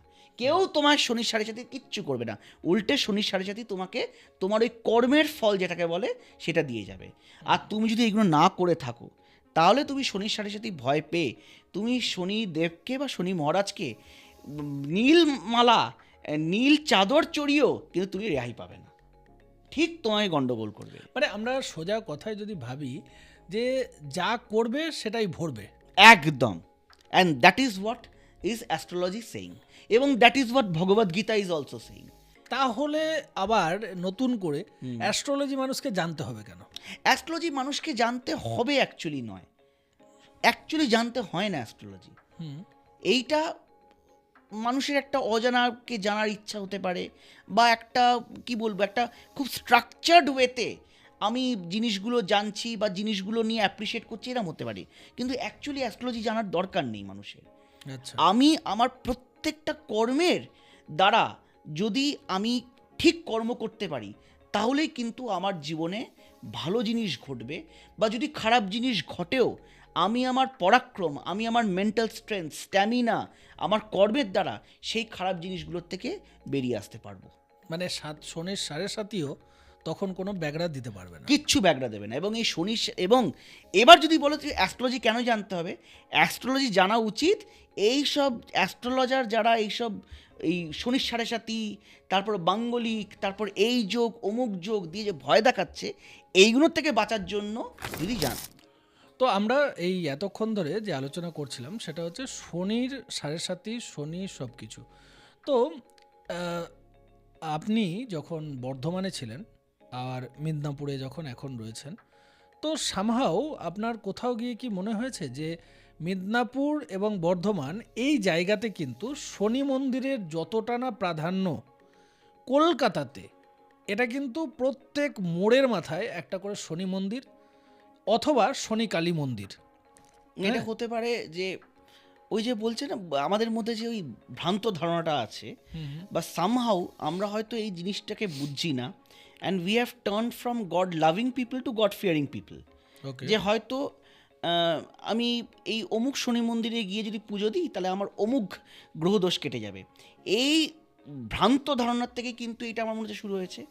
রাদার আমরা যদি অ্যাপ্রিসিয়েট করি যে স্যাটার্নকে যদি আমি একটা গ্রহ বা ওসব না দেখেও আমি যদি স্যাটার্নের কোয়ালিটিসটাকে ইমবাইব করতে শুরু করি, ন্যায়াধীশ, ন্যায় পরায়ণতা, গড অফ জাস্টিস বা justice, discipline, hard work, the qualities of Saturn, the qualities that the blue color is essentially representing, এই কোয়ালিটিসগুলো যদি নিজের মধ্যে ইমবাইব করা শুরু করি, তাহলে কিন্তু আমার ওই মোড়ের মাথার বা ওই চৌরাস্তাতে কোনো শনি মন্দিরও লাগবে না। আর বারবার গিয়ে ওই ভয়, বাবা শনির 7.5 কী হয়ে যাবে, আমার সব শেষ হয়ে যাবে, সব হয়ে যাবে, কোনো অ্যাস্ট্রোলজার আমাকে ভয় দেখাতেও পারবে না। মানে that is the essence of astrology, বা এর জন্য আমার মনে হয় অ্যাস্ট্রোলজিটা জানাটাও দরকার নেই। আর একটা জায়গা থেকে আমার কোথাও গিয়ে মনে হয় যে ধরে নিন বর্ধমান, বাঁকুড়া, বীরভূম, মিদনাপুর, এখানকার যে মানুষজন আছেন তারা সাবেকি মানুষজন, যে তারা কিন্তু ওখানে রিসাইড করছে, তারা থাকছে, তারা জানে যে তাদের কোনো ভয় অতটা নেই। এখান থেকে কলকাতাতে আমরা হাওড়া স্টেশনে প্রত্যেকদিন দেখছি যে প্রচুর মানুষ কলকাতাতে কর্মসন্ধানের জন্য আসছেন, এবং সামহাও তারা কিন্তু একটা ইনসিকিউরিটিতে ভুগছে, যে তারা কিন্তু ভয়ে আছে কালকে কি হবে। তো সেই জায়গা থেকেও কি মনে হয় যে এখানে শনি মন্দিরের এত পুজো প্রচলন, যে হাওড়া স্টেশন থেকে আপনি বেরোতে গেলেই দেখবেন মিনিমাম 5টা শনি মন্দির। একটা ওই মাস একটা ভয়ের জায়গা থেকে হয়তো প্রচলন এসছে। কিন্তু ওই যে আমি এসেনশিয়ালি বললাম না যে দ্য বিউটি হিয়ার ইজ, মানে যেখানে আমি যদি সাবজেক্টটার বা আমি যদি বেসিক কোয়ালিটিসগুলো দেখতে পারি, তাহলে কিন্তু আমি এই এই এই ভ্রান্ত ধারণার থেকে বেরিয়ে আসতে পারবো, এবং আমি এসেনশিয়ালি একটা লাইফ লিড করবো that will have good qualities. অর্থাৎ কি বিউটিফুল এই সাবজেক্টটা। আমি আরেকটা এক্সাম্পল দিচ্ছি। স্যাটার্নকে আমি যদি দেখি কি রিপ্রেজেন্ট করে, জাস্টিস, ন্যায়, ডিসিপ্লিন, এই জিনিসগুলো, ব্লু কালার। স্যাটার্নের অপোজিট হচ্ছে রবি। রবি হচ্ছে অরেঞ্জ, হ্যাঁ, ডিপ অরেঞ্জ, পিঙ্কিশ অরেঞ্জ। যদি আমি ভিপগিয়রে যাই বা আমি যদি কোনো এতে যাই, কালার থিওরিতে যাই, তাহলে রেড আর ব্লু মেশালে কিন্তু ব্ল্যাক হয়। তার মানে আমি ধরতে পারি যে দে টু একটু অপোজিট পোলে রিসাইড করে। সান মানে কিন্তু যদি একদিকে খুব স্ট্রং উইল পাওয়ার, অ্যারোগেন্স, সানের মধ্যে একটা একটা রেগাল অ্যাটিটিউড আছে, আই এম দ্য কিং, একটা বেশ রাজত্ব ব্যাপার আছে। আর যেখানে স্যাটার্ন রিপ্রেজেন্ট করে the মাসেস of that of common people. মানে কি সুন্দর ব্যালেন্স করছে এইখানে, দুটো অপোজিট পোলে দুজন ব্যালেন্স করছে একে অপরকে। মানে রাজারও কিন্তু মনে রাখতে হবে যে আমি রাজত্ব চালাবো, আমি সিংহাসনে আসীন আছি, কিন্তু আমাকে উদ্ধত্ত আমি যেন না করি। I should never become arrogant. যদি অ্যারোগেন্ট হই তাহলে কিন্তু আমাকে স্যাটার্ন আমাকে হোয়াট ইজ হোয়াট দেখিয়ে দেবে। এইটাই হচ্ছে the beauty of this subject. সেরকম স্যাটার্ন আর মার্সের একটা রিলেশন আছে। স্যাটার্ন হচ্ছে স্ট্র্যাটেজি, প্ল্যানিং, মানে এগুলোকে সেই বলছি না বারবার, আমি যদি খুব ইন্টারেস্টিংলি একটা ফরের যদি একটা বলতে পারি, মেটাফরের মতন বলতে পারি, স্যাটার্নকে দেখানো হয়েছে একটি মানুষ খুব বৃদ্ধ, কিন্তু সে খুব প্র্যাগম্যাটিক, প্র্যাকটিক্যাল, সে সব কিছুর ওই প্র্যাকটিক্যাল এতে জরাজীর্ণ, এবং তার কাছে খুব প্র্যাকটিক্যাল নলেজ আছে।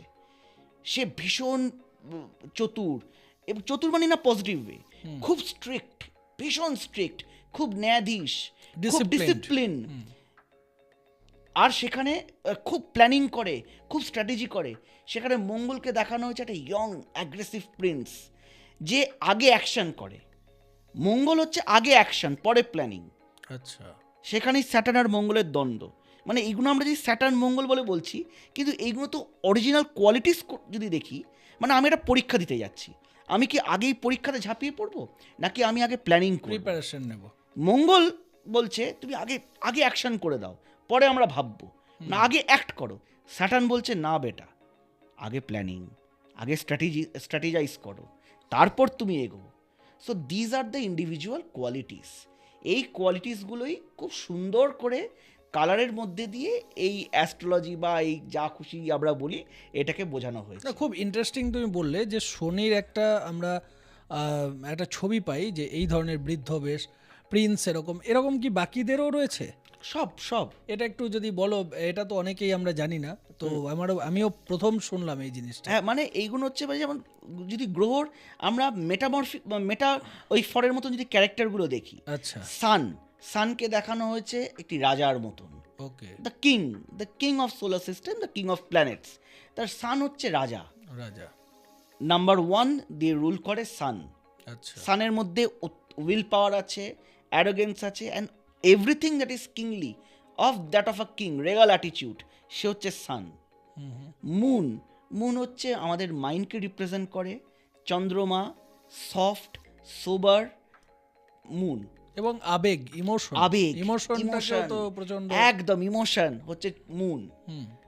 এটা রিপ্রেজেন্টের জন্য ওই তো মুনকে একটা এমন দেখানো হয়েছে যে খুব আবেগ পূর্ণ, খুব ইমোশনাল, খুব সফট, কিন্তু ক্রিয়েটিভ, এই দেখানো হয়েছে।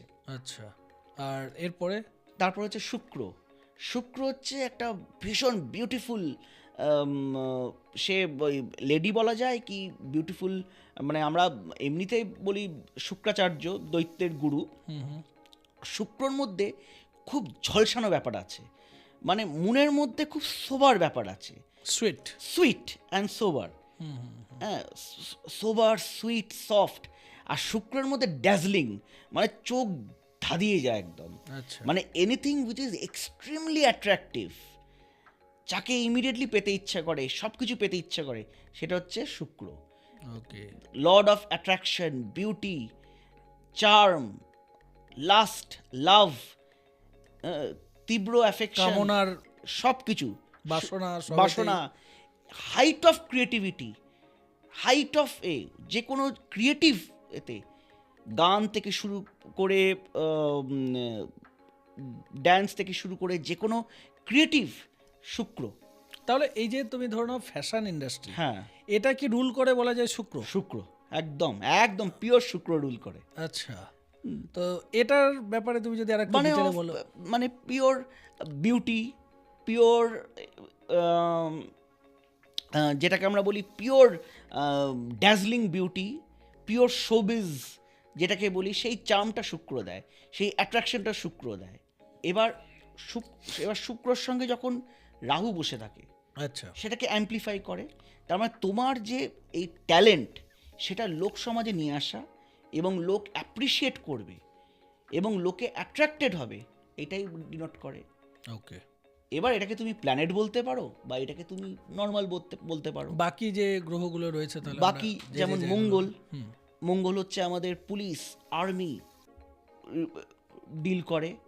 হ্যাঁ, anything of aggression, anything of কর্মক্ষমতা, অফ এক্সট্রিম উইল, অ্যাকশন যেখানে সেখানে হচ্ছে মঙ্গল রয়েছে। Martian energy. মানে মার্সকে পিওরলি দেখানো হয়েছে যে আমরা যদি ওই স্পার্টান বলি না, স্পার্টান যোদ্ধা, একদম দ্যাট ইজ মার্স। আচ্ছা, হ্যাঁ, একটা young Prince with heavy build body, হ্যাঁ, এবং যে খালি অ্যাকশন ওরিয়েন্টেড এবং তীব্র একটা মানে এনার্জির একটা গোলা, সে হচ্ছে আমার মার্শিয়ান এনার্জি। এবার ওইটাই বলছি, এটাকে মেটাফর হিসেবে বলা হয়েছে, কিন্তু these are actually human qualities. একটি মানুষের মধ্যে কিন্তু সব কোয়ালিটিস আছে। একটি মানুষের মধ্যে স্যাটার্নের ওই জাস্টিস, ন্যায়পরণতা আছে, সিম্পলিসিটি আছে, আবার মার্সের এনার্জিও আছে, ভেনাসের বিউটি আছে, মুনের সিম্পলিসিটি, সোমবারনেস আছে, অফ দ্যাট অফ উইল বা সানের ওই কোয়ালিটিসগুলো আছে। এবার এই কোয়ালিটিসগুলো আমরা কেরম করে ইউজ করব, right, that is what is astrology. জুপিটারকে দেখানো হয়েছে যে খুব ভালো একজন মানুষ, যার খুব একটু বুকিশ নলেজ আছে, এবং যে খুব গুরু, আমরা বলি না গুরু ব্রহ্মা গুরু বিষ্ণু, একদম বৃহস্পতি ইজ ইয়োর গুরু, যে তোমাকে সবসময় গাইড করছে, জ্ঞান। কিন্তু গুরুর সেই জ্ঞান আবার অনেক সময় স্যাটার্নের মকর রাশিতেও গিয়ে নিচস্থ হয়ে যায়। মানে গুরুর অনেক সময় জ্ঞান ওই স্যাটার্নের তীব্র রুক্ষ প্র্যাকটিক্যাল এতে গিয়ে বাধাপ্রাপ্ত ঠিক বলবো না, মানে ওই একটু নিচস্থ, মানে কি একটু এফেক্টেড হয়। আচ্ছা, কিন্তু গুরু আর স্যাটার্নের যখন ওই বুকিশ নলেজ বলবো না, বা গুরুর অ্যাডভাইস এবং প্র্যাগম্যাটিজম, অ্যালং উইথ প্র্যাগম্যাটিজম, মানে যেটাকে দুনিয়াদারি বলি, এই দুজন যখন কম্বাইন হয়ে যায়, এই দুজনের এসেন্স যখন চলে আসে, তখন তো দারুণ, মানে আমরা রিয়েল জগৎ কেরম করে চলে সেই জগৎ সম্পর্কে বুঝতে পারি। মানে the ethics of Guru and the pragmatism of Saturn, এই দুজনই হচ্ছে জগতের যে মেন দুনিয়াদারি, এইটাকে সাম আপ করে দেয়। মানে that is a interesting concept. মানে এই নিয়ে ভয় ভীতি বা এইসব পাওয়ার কোনো দরকার নেই। তারা তাদের মতো কাজ করুক, আমরা আমাদের মতো আমরা যাতে কাজটা ভালো করে, নিজের কাজটা আমরা আমাদের যাতে কর্মটা ঠিক রাখি, দ্যাট ইজ দ্য এসেন্স। তো আরেকটা প্রশ্ন এই মুহূর্তে, ধরে নাও এই যে এখন বিয়ের সিজন গেল বা আসবে আরও, তো বিয়েতে একটা খুব বড় শব্দ প্রচলিত আছে এখন, মাঙ্গলিক দোষ। এই যে মাঙ্গলিক দোষ ব্যাপারটা এক্স্যাক্টলি কি, বা অনেক সময় আমরা দেখি যে হয়তো বললো যে এই মেয়েটির মাঙ্গলিক দোষ আছে, তার জন্য কলা গাছের সাথে বিয়ে দেওয়া হলো, দিয়ে কলা গাছটিকে কেটে ফেলা হলো। অথবা হয়তো কখনো কখনো আমরা এরকম অবস্থাও দেখেছি যে মাঙ্গলিক দোষ আছে বলে তার সাথে হয়তো একটি ছাগ শিশু বা কোনো রকম কারোর সাথে বিয়ে দেওয়া হলো এবং সেটিকে ছেড়ে দেওয়া হলো যে সে কখনো মরে গেল বা কিছু হলো, কারণ তার প্রথম পতি ওকে মান্য করা হলো, সেকেন্ড বিবাহ হচ্ছে মানুষের সাথে। তো এই ব্যাপারটা কে এক্স্যাক্টলি কি, এটা জ্ঞানের আলোকে তুমি যদি একটু আমাদের বোঝাও। মানে আমি যতদূর জানি সেইটুকু নিয়ে বলছি। মানে এক্স্যাক্টলি যখন আমাদের কোনো সাবজেক্টের প্রতি কোনো ফুল নলেজ না থাকে, তখন এইসব অন্ধ ধারণা, অন্ধবিশ্বাস তৈরি হয়। আমি বলছি না, আমাদের সব কিছুই সায়েন্টিফিক লজিক্যালভাবে দেখতে হবে। তাহলে আমি যদি একদম টেকনিক্যালভাবে দেখি, মাঙ্গলিক কি? মাঙ্গলিক বেসিক্যালি মার্শিয়ান এনার্জি। মানে আমার লগ্নে একে যদি মঙ্গল বসে থাকে, বা চতুর্থে ঘরে 4th হাউসে যদি মঙ্গল বসে থাকে, বা সপ্তমে বা অষ্টমে বা 12তে যদি মঙ্গল বসে থাকে, তাহলে আমরা বলি সেই ব্যক্তি মাঙ্গলিক, হ্যাঁ, মানে তার মধ্যে মার্শিয়ান এনার্জিটা বেশি আছে, এবং বেশি ইন আ সেন্স যে তার মধ্যে একটু অ্যাগ্রেসিভনেস বেশি আছে। আচ্ছা, এবার এই বিবাহ ক্ষেত্রে এই বাধা, অমুক বাধা, তমুক বাধা, এইসব উল্টোপাল্টা জায়গায় না পড়ে আমি যদি সেইটার উপর কাজ করি, মানে ইন আ প্র্যাকটিক্যাল ওয়ে, দুটোভাবে। একটা হচ্ছে আমার মধ্যে যদি কোনো অ্যাগ্রেসিভনেস থাকে সেটাকে আমাকে টোন ডাউন করতে হবে, ফার্স্ট জিনিস। আমি যদি কোনো র্যাশ ড্রাইভিং করি, আমি যদি খুব বাজেভাবে গাড়ি চালাই, খুব যদি স্পিডিলি গাড়ি চালাই, খুব স্পিডিলি বেপরা বাইক বা চালাই, আমাকে সেই গতি নিয়ন্ত্রণ করতে হবে। ফর এক্সাম্পল, আমি একদম এক্সাম্পল দিয়ে বলছি, বলা হয় একদম টেকনিক্যাল টার্মে যদি বলছি, অষ্টমে যদি মঙ্গল থাকে বা অষ্টমে যদি মঙ্গলের সঙ্গে রাহু থাকে, তীব্র মাঙ্গলিক বলে, এবং সেটাকে তথাকথিত ভালো আমরা বলা হয় না, অনেকে ভালো বলে না। তাহলে এর প্র্যাকটিক্যাল সলিউশন কি? ওই গাছের সঙ্গে বিয়ে দেওয়া, এইসব উল্টোপাল্টা জিনিস না করে, অষ্টমে মঙ্গল রাহু থাকলে বলা হয় বা অনেকে বলে যে তোমার একটা অ্যাক্সিডেন্টের যোগ বা তোমার এরকম থাকতে পারে বা থাকতে পারে, অর্থাৎ ওই বৈধব্য যোগটা যাকে দাগিয়ে দেয় বা এটা। Right. এবার এইসব কুসংস্কারে আমি যদি আচ্ছন্ন বা বিশ্বাস না করে আমি যদি এর প্র্যাকটিক্যাল এসেন্সটা দেখি, যে ঠিক আছে আমাকে বা কাউকে বলা হচ্ছে যে র্যাশ ড্রাইভিং করলে তোমার একটা অ্যাক্সিডেন্টের চান্স থাকে। প্রথমত যে র্যাশ ড্রাইভিং করে তার 100% অ্যাক্সিডেন্টের চান্স থাকে। আমি যদি হিরো মতন বাইক চালাই, বাইক নিয়ে ভাজাভাজি করি, কি আমি যদি ওই নিড ফর স্পিডের মতন যদি আমি রাতের বেলা বেপরা গতিতে মদ খেয়ে ফেরারি চালাই, তাহলে আমার মঙ্গল অষ্টমে বসুক কি সপ্তমে বসুক, আমাকে ওপরে পাঠাবে, আমাকে ওপরে পাঠাবে, রাইট। আমাকে তার জন্য আমাকে অষ্টমে মঙ্গল খুঁজে বেড়াতে হয় না। কিন্তু এবার যদি আমি লজিক্যাল সায়েন্টিফিক ওয়েতে যদি দেখি যে আমার মঙ্গল অষ্টমে বসে বলছে কি, ধরে নেওয়া যাক অ্যাস্ট্রোলজারদের কথায় যে আমার একটা চান্স আছে অ্যাক্সিডেন্ট হওয়ার, মানে একটা ইন্ডিকেশন আছে, তার মানে একটা ইভেন্ট। মঙ্গল মানে কি? ব্লাড, তার মানে ব্লাড বেরোতে পারে। তাহলে আমি ইভেন্টটা যদি আমি করি, সেটাকে পজিটিভভাবে যদি আমি ট্রান্সফর্ম করি, মানে ইভেন্ট বলছে আমার ব্লাড বেরোবে, মানে মঙ্গল বলছে যে তুমি আইদার ভদ্রভাবে ব্লিডিং করো, আর নাহলে আমি অভদ্রভাবে ব্লিড করিয়ে দেবো। মানে মঙ্গলের অভদ্রভাবে ব্লিডিং করানো মানে রাস্তায় ছিদ্রা উড়িয়ে দেবে।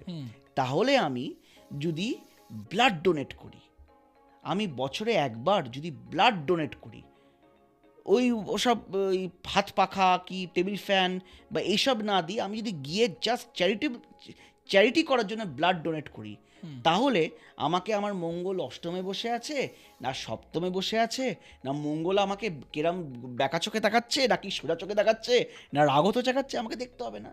মানে that is the essence of a subject, যে আমি কর্ম করব, আমি ভালো কর্ম করব, এবং প্রত্যেকটা যে আমরা কর্ম করছি এইটাতেই কিন্তু আমাদের জীবনের গতি নির্ধারিত হচ্ছে।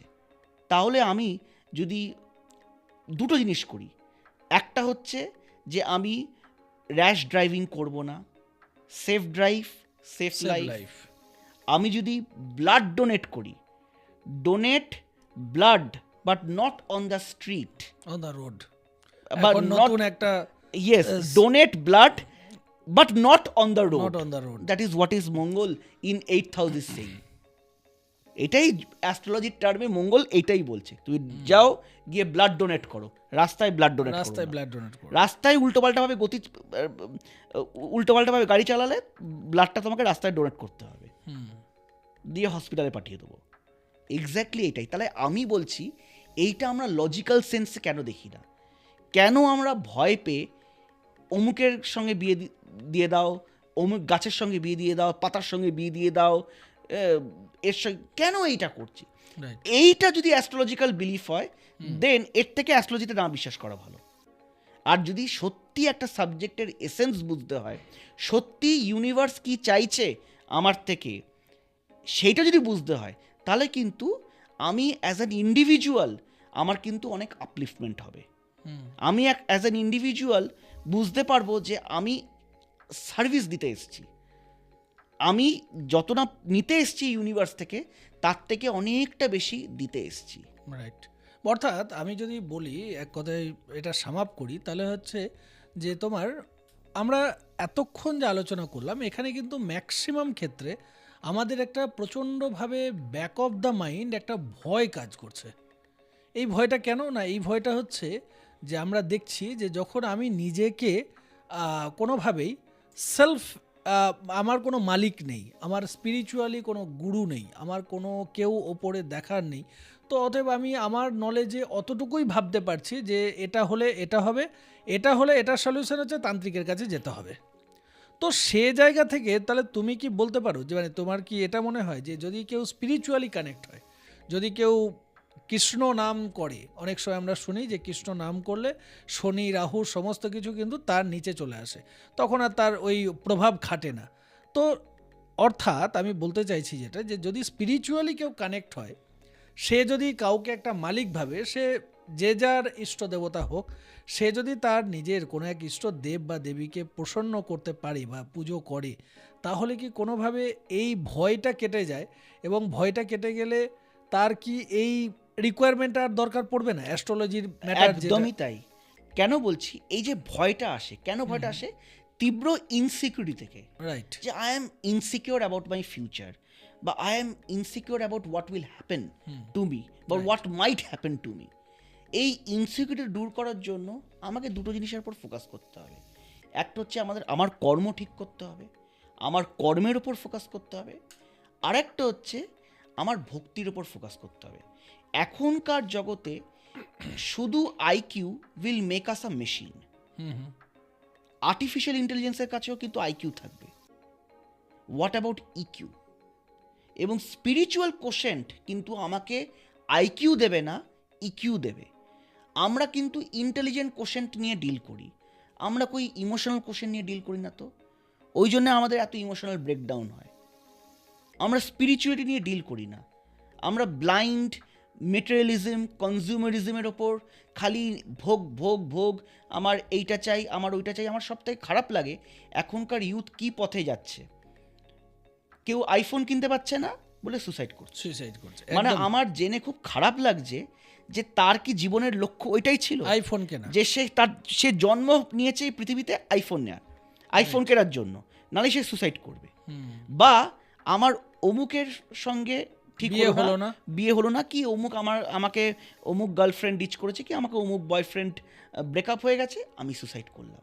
মানে এই যদি আমার ভাবনা চিন্তা, এই যদি আমাদের নব প্রজন্ম বা জেন এক্সের কি জেন জেড যেটাকে আমরা বলছি জেন জি, এই যদি জেন জির ভাবনা চিন্তা হয়, ইট ইজ নট কুল। মানে they are blinded by consumerism, they are blinded by materialism. অর্থাৎ তারা একদম রং রুটেই রয়েছে। অর্থাৎ অনেকে, আমি বলবো, রং রুটে রয়েছে। তো এই জায়গা থেকে যদি তাদের বাঁচতে হয়, তাহলে তুমি তাদেরকে ধরে নাও এরকম একটা জাতির, মানে আমাদের এখন একটা সংকটকাল যদি বলা যায়, তাহলে এই জায়গাতে তুমি কি বলবে যে তাদেরকে কিভাবে তাদের লাইফস্টাইল মেনটেন করা উচিত বলে মনে হয়? ওই যে এবার যদি আসি, আমি যদি প্ল্যানেটসকে ছেড়েও দিই, তাদেরকে একটা ডিসিপ্লিন, ডেডিকেশন, একটা ফোকাস করতে হবে, সঠিক জায়গায় ফোকাস করতে হবে। ফোকাস তো যে কেউ করছে। রাইট। আমি কিসে মোটিভেটেড হচ্ছি? আমি ওই আইফোনটা, একটা আইফোনের অ্যাড দেখছি, কি একটা, আমি আইফোন কেনাকে বাজে বলছি না, কিন্তু আমি বলছি সেটা যখন আমার কেনার কথা তখনই যেন আমি কিনি। আমি স্টুডেন্ট বয়সে যদি আমি আইফোনের প্রতি আকৃষ্ট হয়ে যাই, কি অন্য কোনো জিনিসের প্রতি আকৃষ্ট হয়ে যাই, যখন সেই জিনিসটা আমার ইউজ করার কথা নয়, দ্যাট ইজ ব্যাড। তাহলে আমি কি দেখে মোটিভেটেড হচ্ছি সেটা খুব জরুরি, নাম্বার ওয়ান। আমাকে তো যে কেউ মোটিভেটেড করতে পারে। আমি এক ধারে সিভিল সার্ভিস দেওয়ার জন্য মোটিভেটেড হতে পারি, আমি বড় খেলোয়াড় হওয়ার জন্য মোটিভেটেড হতে পারি, আমি বড় গায়ক হওয়ার জন্য মোটিভেটেড হতে পারি, বা আমি আবার লাইফ রয়েছে, বা আমি আবার সিনেমা বা অভিনয় মোটিভেটেড হতে পারি, বা আমি মদ খাবো, আমি নেশা করব, তাতেও আমি মোটিভেটেড হতে পারি। রাইট। আমি আমার সামর্থ্য নেই বা আমার বয়স হয়নি, আমি আইফোন কিনবো, দামি দামি জামা কাপড় পরবো, আমি নেশা করব, তাতেও মোটিভেটেড হতে পারি।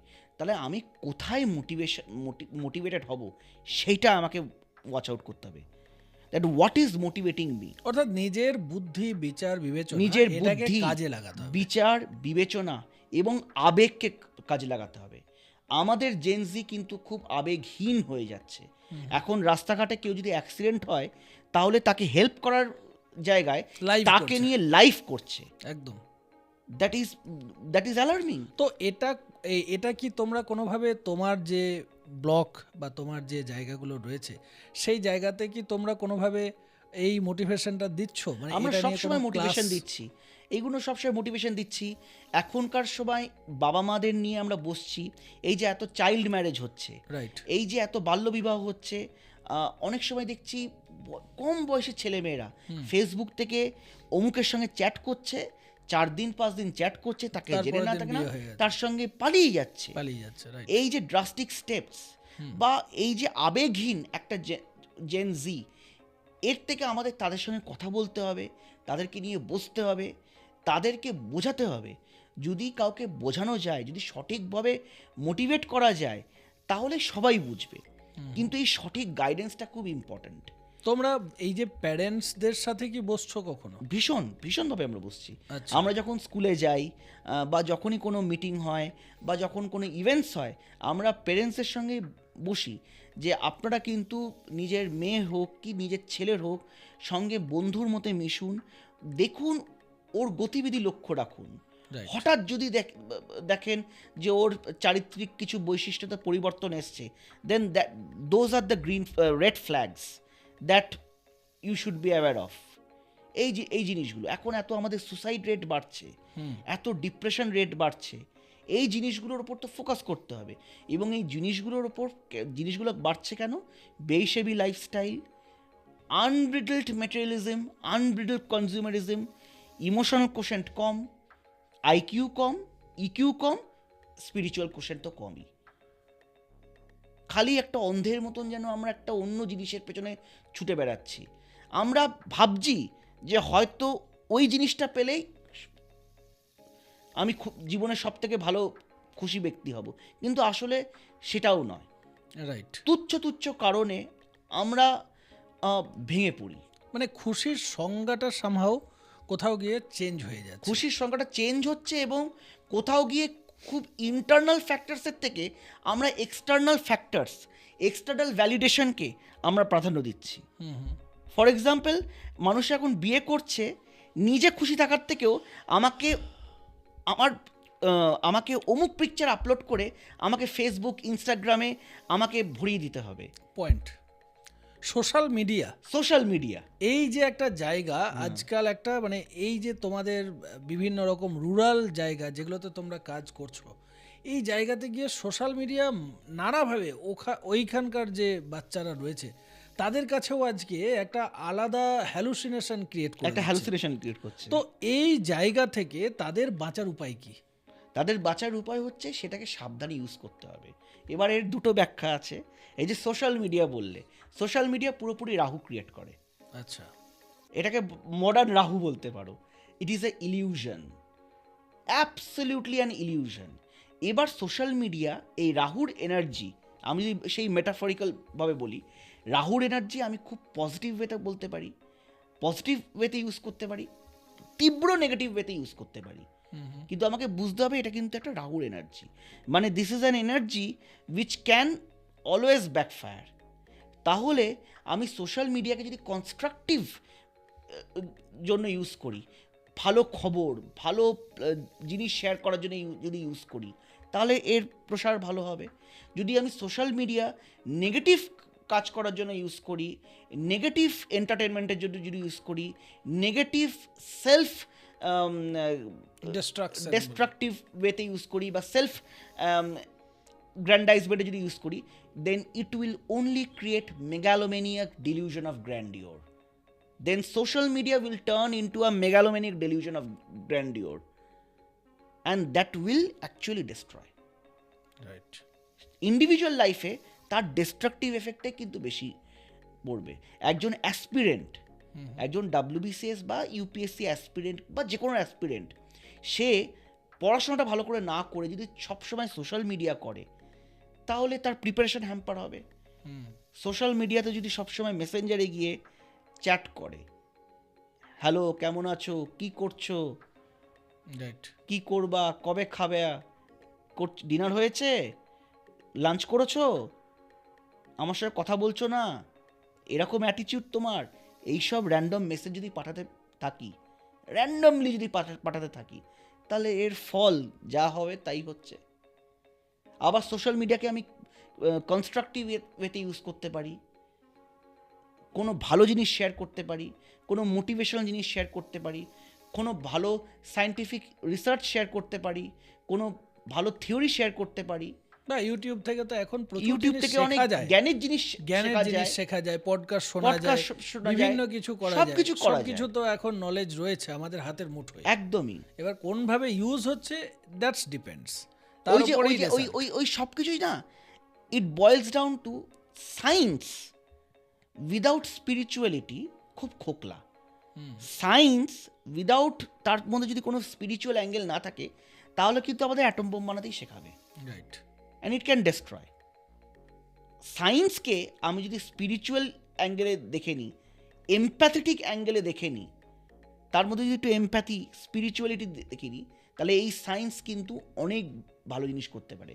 এই বোধটা কিন্তু আমাদের আসতে হবে। তোমার জীবনে, তোমার কর্মজীবন অনুযায়ী তুমি তো ব্লগ হিসেবে, ভিডিও হিসেবে বিভিন্ন জায়গায় গেছো। কোথায় কোথায় এখনো পর্যন্ত ঘুরলে মোটামুটি? চাকরি সূত্রে বর্ধমান খুব ভালো করে ঘুরেছি। আচ্ছা। বর্ধমানের মানুষজন ভীষণ ভালো, মানে খুব কাছের। বর্ধমান সদর ব্লক তো আমার খুব কাছের ব্লক। বর্ধমানে যতদিন থেকেছি সিনিয়ররা ভীষণ হেল্পফুল। আমাদের সার্ভিসের প্রত্যেক সিনিয়ররাই খুব হেল্পফুল, প্রত্যেক সময় গাইড করেন, সবাই খুব গাইড করেন। তো বর্ধমানে খুব ভালো সময় কাটিয়েছি। এখন মেদিনীপুরে আছি, মেদিনীপুরের মানুষজনও খুব ভালো। অনেক কিছু শিখছি, নতুন জায়গায় যাচ্ছি, অনেক বিভিন্ন অভিজ্ঞতা হচ্ছে, এবং নিজের যত না পাওয়ার বা ওইসবের থেকেও নিজের রেসপন্সিবিলিটিটা খুব ভালো করে আমাদের চেনাতে শেখাচ্ছে। মানে একটা যে কত রেসপন্সিবল পোস্ট, এবং এই পোস্টে থেকে যে কত মানুষের জীবনে পজিটিভ ট্রান্সফরমেশন নিয়ে আসা যায়, সেটা শিক্ষা হোক, স্বাস্থ্য হোক, সেটা নতুন ইনফ্রাস্ট্রাকচার হোক, সরকারের বিভিন্ন কর্মসূচি হোক, কত মানুষের জীবনকে আমরা পজিটিভভাবে ছুঁতে পারি, কত মানুষ আমাদের দিকে তাকিয়ে থাকে তাদের ডে টু ডে অ্যাক্টিভিটিসের জন্য, এবং কত মানুষের মধ্যে যে এই বিহেভিয়ারাল চেঞ্জ আমরা আনতে পারি, এইটা কিন্তু একটা খুব মানে একটা শেখার জিনিস। ফর এক্সাম্পল, এখন মিশন নির্মল বাংলা, ওয়েস্ট বেঙ্গল গভর্নমেন্টের একটা flagship programme mission Nirmal Bangla, এবং সেখানে আমাদের ওডিএফ প্লাস ডিক্লেয়ার হচ্ছে, মানে ওপেন ডেফিকেশন ফ্রি। মানে আগে আমি শুনেছিলাম, তখন আমি চাকরির জন্য জাস্ট প্রিপারেশন নিচ্ছিলাম, আগে ম্যাজিস্ট্রেট থেকে শুরু করে সবাইকে মাঠে যেতে হতো মানুষকে বোঝাতে যে বাবা ওপেন ডেফিকেশন করো না, মানে খোলাতে তোমরা মল বা মূত্র ত্যাগ করো না। তাহলে এই যে মানুষের এই যে বিহেভিয়ারাল চেঞ্জ আনতে হচ্ছে, যে তোমরা খোলাতে শৌচালয় করো না, তোমাদের জন্য আমরা টয়লেট বানিয়ে নিচ্ছি। এখন সেইটার থেকে আমরা আরও অ্যাডভান্সে যাচ্ছি। এখন আমরা গেছি ওডিএফ প্লাস বা ওডিএফ প্লাস প্লাস, মানে খোলাতে তো শৌচালয় করাই যাবেই না, মানে মিশন নির্মল বাংলা কি, একটা গ্রামকে ভিজিবলি ক্লিন রাখতে হবে, মানে যত্রতত্র ময়লা ফেলা যাবে না, যত্রতত্র থুতু বা প্লাস্টিক বা আবর্জনা মানে ফেলা যাবে না, যেখানে লিকুইড ওয়েস্ট সলিড ওয়েস্ট দুটোকে সেগ্রিগেট করতে হবে। তাহলে এই কনসেপ্টটা পুরোপুরি কিন্তু ডিপেন্ড করছে প্রশাসনিক আধিকারিকের ওপর না, এইটার ডিপেন্ড করছে কি করে প্রশাসনিক আধিকারিক বা সমস্ত মানুষ কি করে তাদের বিহেভিয়ারকে চেঞ্জ করবে। It's a team work. It's a team work. এই কাজটা কিন্তু আমাদের অ্যাজ অ্যান ইন্ডিভিজুয়ালও অনেক দায়িত্বশীল করে, অ্যাজ আ ইন্ডিভিজুয়াল অনেক বেশি ইভলভ হতে সাহায্য করে। মানে এই সিভিল সার্ভিস জার্নিটাই এরকম, মানে আমাদের এতগুলো অ্যাসপেক্ট দেখতে হয়, মানুষের জন্ম থেকে শুরু করে মানুষের বেঁচে থাকার সমস্ত জিনিস দিয়ে মানুষের শেষ অন্তিম যাত্রা অবধি মানুষের সঙ্গে আমাদের থাকতে হয়, এবং মানুষের সুখ দুঃখের সাথী হতে হয়, মানুষের সুখ দুঃখকে এমপ্যাথি নিয়ে বুঝতে হয়, এবং সেইখানে আলটিমেটলি নিজেকেও কিন্তু মানুষ হিসাবে বারবার আমরা লার্ন করি, আবার আনলার্ন করি, এবং কোথাও গিয়ে নিজেকেও কিন্তু ডিসকভার করি। মানে প্রত্যেক দিন প্রতিনিয়ত তুমি নিজের আত্ম অনুসন্ধান করছো বলা যায়। একদম একদম, যদি ওরকম করে দেখা যায় সেটা ইটস আ ভেরি। আচ্ছা, এই যে তুমি বিভিন্ন দুটো জায়গাতে ঘুরলে, তো আমরা অনেক সময় আর একটু অন্য, আমি একটা কোয়েশ্চেন অন্য অ্যাঙ্গেল থেকে করছি, যে অনেক সময় আমরা দেখি যে বিভিন্ন পুরনো প্রশাসনিক ভবন রয়েছে, তো সেই সমস্ত জায়গাতে গিয়ে কখনো মানে এই যে একটা ভূত বা এই ব্যাপারটা তুমি কখনো ফেস করেছো? হ্যাঁ, একবার ফেস করেছি। রাইট।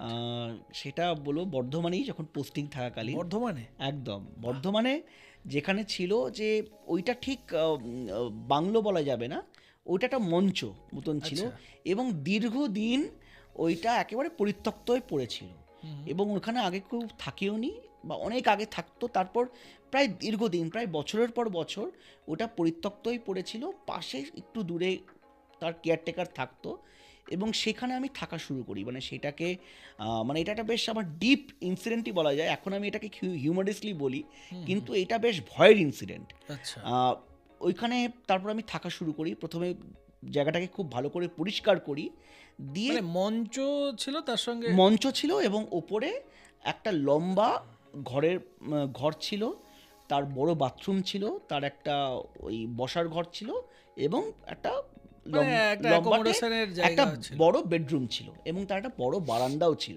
আচ্ছা। এটা খুব ওপেন স্পেস ছিল, এবং চারদিকটা খুব গাছপালায় ঘেরা, বড় বড় পেছনে আম গাছ, আম বাগান বলা যায়, পাশে বড় বড় নারকেল গাছ থেকে শুরু করে সব রকম বড় বড় গাছ, এবং জায়গাটা খুব মানে সকালবেলা খুব ভালো ভালো লাগবে, রাত্রিবেলা কিন্তু একটা আধিভৌতিক পরিবেশ সৃষ্টি হয়, কারণ আশেপাশে খুব একটা কিন্তু বাড়িঘরদোর ছিল না। মানে বাড়িঘরদোর দূরে ছিল, কিন্তু আশেপাশে মাঠ, একদম যেটাকে আমরা মাঠ বলি সেরকম ছিল, এবং জায়গাটা অন্ধকারেই পড়ে থাকতো। আমি গিয়ে বললাম যে এত বড় জায়গাটা কেন পড়ে থাকছে, আমি এটাকে ডেভেলপ করে বা ঠিকঠাক করে আমি থাকা শুরু করব। তা যথারীতি ওরকম ঠিকঠাক করে একটু পরিষ্কার পরিচ্ছন্ন করে থাকা শুরু করলাম। কিন্তু প্রথম দিন থেকে আমি যেটা দেখলাম, যে আমার ফার্স্ট যেটা আমার উঠলো সেটা হচ্ছে আমার ঘুম। মানে মানে ঘুম হওয়া বন্ধ হয়ে গেল একেবারে, মানে অদ্ভুতভাবে ঘুম হওয়া বন্ধ হয়ে গেল। মানে এইখানে একটু বলতে চাই যে এইটা তো সেই ওই কখনোই মানে সেই ইভিল ডেড বা এরকম না। যদি কোনো ভূত বা যদি কোনো আত্মা থাকে, যদি কোনো থেকে থাকে, এটা কিন্তু আমাদের খুব মানে সূক্ষ্ম লেভেলে আমাদের সঙ্গে ইন্টারাক্ট করার চেষ্টা করে, কি আমাদের মানে হয়তো আমরা রিয়েলাইজ করতে পারি কারুর প্রেজেন্স। রাইট। তা এইখানে কেউ না যেরকম আমার সামনে কোনো ছায়ামূর্তি ঘুরে বেড়াবে, কি মানে হঠাৎ এসে দাঁড়াবে, ভয়ঙ্কর এই বডি আসলো, কিন্তু আমি একদম ডেফিনিটভাবে বলছি, আমার সারাদিন প্রচণ্ড ব্যস্ততার মধ্যে কাটতো, নিঃশ্বাস নেওয়ার সময় পেতাম না। তারপর আমি সন্ধ্যেবেলা গিয়ে জিম করতাম, আমি আরও ইচ্ছে করে করে হেভি ওয়ার্কআউট করতাম, যাতে আমি ক্লান্ত হয়ে যাই, দিয়ে তারপর যাতে আমি রাত্রে ঘুমোতে পারি, এবং আমি এসে ঘুমিয়েও যেতাম। ঠিক 12টা কি 1টার সময় হঠাৎ করে আমার ঘুম ভেঙে যেত, সেটা বিভিন্ন শব্দ হোক, বিভিন্ন একটা অদ্ভুতভাবে একটা গাটস ফিলিং হোক, কী হোক, আমি মানে একদম ঘুম ভেঙে যেত। এবং আমার এটা 3 থেকে 4 মাস এরকম চলেছে। মানে আমি এটার কারণ খুঁজে পাচ্ছিলাম না, যে এটা কি হঠাৎ করে আমার কেন এত ভালো ঘুম হতো। অন্য জায়গায় দেখছি, আমি যদি বাড়ি আসি আমার বাড়িতে ভালো ঘুম হচ্ছে, আমি যদি অন্য জায়গায় যাই অন্য জায়গায় ঘুম হচ্ছে, কিন্তু ওই জায়গাটা পার্টিকুলার ওই জায়গাটাতে আমার একদম ঘুম হচ্ছে না। মানে আমি সেই করতাম কি, কোনোভাবে 4টে অবধি জেগে থাকতাম, টিভি দেখতাম, তারপর 4:30 5টার পর যখন দেখতাম ভোরের আলো ফুটেছে তখন ঘুমোতাম। আচ্ছা। একবার আমি এমনও দেখলাম, মানে আমি পুরো ভিজুয়াল বলছি, আর একটা ছোট্ট মজার ঘটনা আমি একটু মজা করেই বলি। একবার প্রথমে দেখলাম যে আমি হট করে, এটা স্বপ্নের মতনই দেখেছি, স্বপ্ন বা কীরকম আমি দেখেছি, মানে ওরকম স্বপ্নই বলা যায়, যে একবার আমি ঘুমিয়ে আছি, মানে আমি ঘুমিয়ে দেখছি, যে স্বপ্নটাই দেখছি যে একবার ওই ঘরটায় ঢুকে মানে আমার সঙ্গে আরেকজন আমার সহকর্মী ঢুকছে, এবং ঘরের কোনায় একজন যেন ওই সাদা চাপা দিয়ে যেন একটা ডেড বডির মতন কেউ পড়ে আছে। আচ্ছা। আমি আবার ওইখানে গিয়ে ওকে ধাক্কা মেরে তোলার চেষ্টা করছি, এবং আমার সহকর্মীকে বলছি যে এখানে কে পড়ে আছে, এখানে কে। তাড়াতাড়ি এখান থেকে চলে যেতে বলো। মানে এরকম অদ্ভুত অদ্ভুত স্বপ্ন, এবং স্বপ্নগুলো খুব ভিভিড। মাঝে মাঝে একটু ভয়ের স্বপ্ন দেখছি। আমি একটা মজা করে একটা ইনসিডেন্ট বলি, মানে এটা সবাই মানে মোটামুটি আমার ক্লোজ সার্কিটে আমি অনেককেই বলেছি। একবার ঘুমিয়েছি ঠিক 3টে থেকে 3:30, কোনো না কোনো আওয়াজে ঘুম ভেঙে যেত, কেউ ডাকছে, এবং একবার আমার এমন মনে হলো কেউ যেন আমাকে স্যার বলে ডাকছে, মানে একটা কর্কশ গলা, স্যার, এরকম করে। মানে আমি আবার মজা করে বলি আমি আবার উঠেছিলাম, দিয়ে আবার ঘুমিয়ে, আবার চোখে উঠে কিছুক্ষণ থেকে 4টে 4:30 পর আবার না থাকতে পারে আবার ঘুমিয়ে পড়লাম। না, যেহেতু স্যার বলেছে তার মানে ভূতটা কন্ট্রোলে আছে, মানে ডিকন্ট্রোল ভূত নয়। দিদি বলতো ডিকন্ট্রোল ভূত। স্যার বলেছে মানে বোধ আছে, স্যার বলছে মানে ভূত কিন্তু কন্ট্রোলড ভূত, রাইট, তাকে বোঝানো যাবে তুমি বাবা একা থেকো না, তুমি চলে যাও। বা জোকস অ্যাপার্ট, কিন্তু এটা হয়েছে। আচ্ছা, হ্যাঁ হয়েছে। এবং সারা রাত্রির ঘুমোতাম না। 4:30, 4টে, 5টা যখন ভোরে আলো ঘুমোতো তখনই কিন্তু আমি ঘুমোতে যেতাম। এই দীর্ঘদিন এরকম চলেছে। তারপর আলটিমেটলি কোনোভাবে ওই আলটিমেটলি আমার ঘরটা ওই চেঞ্জই করতে হয়েছে। দিয়ে ঘর চেঞ্জ করার পর আমি দেখলাম যে আবার নর্মাল লাইফ, আবার ব্যাক টু নর্মালসি। মানে কিছু কিছু জায়গায় এরকম হয়তো এনার্জি থাকে। তো এটা নিয়ে তুমি আর কিছু ডিটেইলিং দেখোনি ওটার মধ্যে কি হলো বা কি? ডিটেইলিং বলতে কোথাও আগে অনেক সময় আমরা শুনি যে কেউ আগে মারা গেছে। না, আমি এটার খোঁজ নিয়েছি। ওইখানে বলছে যে কেউ যেন সুসাইড করেছিল। আচ্ছা, ওর নিচে বা কোথাও ওই জায়গাটায় সুসাইড করেছিল। এবং এই কেসটা ছিল, এই কেসটা আমি তখন খুঁজে বার করেছি, যখন মানে দীর্ঘদিন যখন হচ্ছিল যে কি হয়েছে, কেন হয়েছে, তখন আমি এটা শুনেছিলাম এবং ডেফিনিট খবর যে ওখানে একজন সুসাইড করেছিল। কিন্তু আমি খুব একটা মানে তার ওই আত্মা, মানে সে আমাকে ধরতে আসছে, কিন্তু ডেফিনিট আমার ঘুম প্রচণ্ড বাজেভাবে ডিস্টার্ব হচ্ছে। এবং মানে একটা সোজা কথায় আনইজি ফিলিং, শুধু আনইজি না, যদি চোখটা লেগে যায়, বিকট স্বপ্নে আমার ঘুমটা ভাঙছে। আচ্ছা, মানে ওই স্বপ্নে কেউ মারা যাচ্ছে, কেউ ওই ছাদ থেকে পড়ে যাচ্ছে, কেউ বারবার পড়ে যাচ্ছে, কেউ চেঁচাচ্ছে, মানে ঘাসলি স্বপ্ন, যাকে বলে গ্রোটেস্ক স্বপ্ন থেকে ঘুম ভাঙছে। ওই স্বপ্নগুলো খুব ভিভিড, মানে খুব বিচ্ছিরি স্বপ্ন এবং খুব ভয়ঙ্কর স্বপ্ন। মানে ওই স্বপ্নগুলো দেখে যে আমার ঘুম ভাঙছিল, সেইটাতে মানে আমার রীতিমতন আমি মানে গাটা আমার পুরো একদম, আমি মানে কাঁটা দিয়ে উঠে স্নান করে একটা প্যানিকিং স্টেট। কিন্তু স্বপ্নগুলো ভিভিড, এবং ওই স্বপ্নের যে ভয়টা হচ্ছিল সেটাও খুব ভিভিড। এবং এইটা না একটা খুব বায়োলজিক্যাল ক্লকের মতন হয়ে গেছিলো, মানে যাই কিছু করি এইগুলো বন্ধ হবে না। মানে আমি খুব ক্লান্ত আছি, অনেক সময় খুব ক্লান্ত থাকলে লোকে ঘুমিয়ে পড়ে, কিন্তু ঠিক ঘুমিয়ে পড়ছি, ঠিক 1টা 2টো কি 3টে সময় ঘুম ভেঙে যাচ্ছে অদ্ভুতভাবে। এবং ওই টাইমটা যেন একটা বায়োলজিক্যাল ক্লকের মতন মেনটেন হতো, যে একবার যদি আমার 2টো 2:30 ঘুম ভেঙে যায়, ভাঙবেই ঘুম, এবং তারপর আমার আর ঘুম হবে না, আমি ঘুমোতেই পারবো না, বা ঘুমোলেও ভীষণ একটা আনইজি। ঘুমোলে মনে হতো একটা বুকের ওপর খুব চাপা ফিলিং, একটা যেন বুকের ওপর অদ্ভুত চাপা ফিলিং, এই জিনিসটা খুব লাগছিল, এবং ওই ঘরটাতেই লাগছিল। আমি যদি ওই টাইম স্প্যানে অন্য জায়গায় শুতাম, এবং আমি ওটা অন্য জায়গায় শুয়ে দেখেওছি, ট্রাইও করেছি, একদম নর্মাল, মানে অদ্ভুতভাবে দেখেছি। মানে সব লজিক সব কিছুই পয়েন্ট করছে যে something is there related to that ওই হাউস, বা আমি বলবো পার্টিকুলার দ্যাট রুম।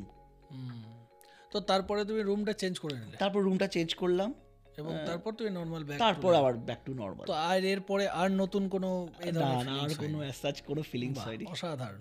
তো মোটামুটি আমরা আজকে যেভাবে আমাদের বিডিও সাহেবকে পেলাম, তো অভিরূপ ভট্টাচার্য স্যার তার জীবনের অনেক রকম তথ্য দিলেন, এবং ওনাকে আমরা বেসিক্যালি জানি যে উনি কিন্তু সমাজসেবীও ওয়ান অফ দ্য সমাজসেবী হিসেবেও প্রচুর কাজকর্ম করে থাকেন।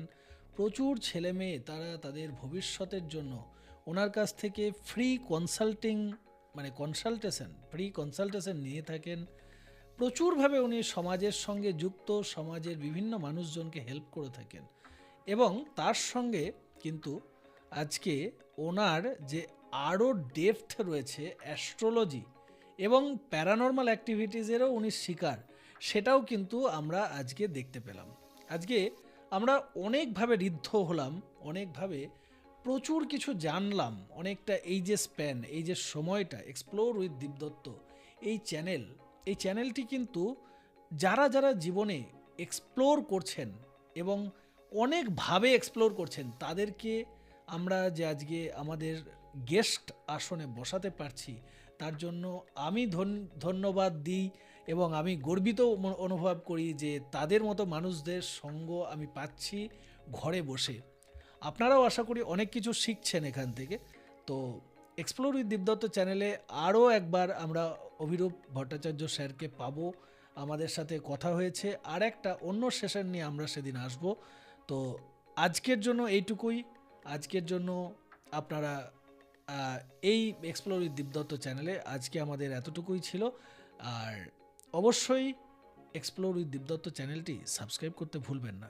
সাবস্ক্রাইব করুন, সঙ্গে থাকুন, প্রচুর প্রচুর প্রচুর জিনিস আসছে, প্রচুর প্রচুর প্রচুর মানুষজন আসছে আমাদের কাছে যারা তাদের জীবনে কিছু করে দেখিয়েছেন, সেই রকম মানুষজন আসছেন। তারা তাদের গল্প, তারা তাদের ঘটনা সমস্ত কিছু আমাদের সঙ্গে শেয়ার করছেন, আর আপনারা তো তার সঙ্গে অবশ্যই সেগুলো জানতে পেরে আনন্দিত হচ্ছেন। তো আজকের জন্য এতটুকুই, ধন্যবাদ। আর অবশ্যই ধন্যবাদ দেব আমাদের অভিরূপ ভট্টাচার্য স্যারকে, যে উনি ওনার অনেকটা সময় থেকে আজকে অনেক ব্যস্ত শিডিউল থেকে আমাদেরকে আজকে এতটা সময় দিলেন, এতভাবে ঋদ্ধ করলেন। ধন্যবাদ ওয়ান সেকেন্ড।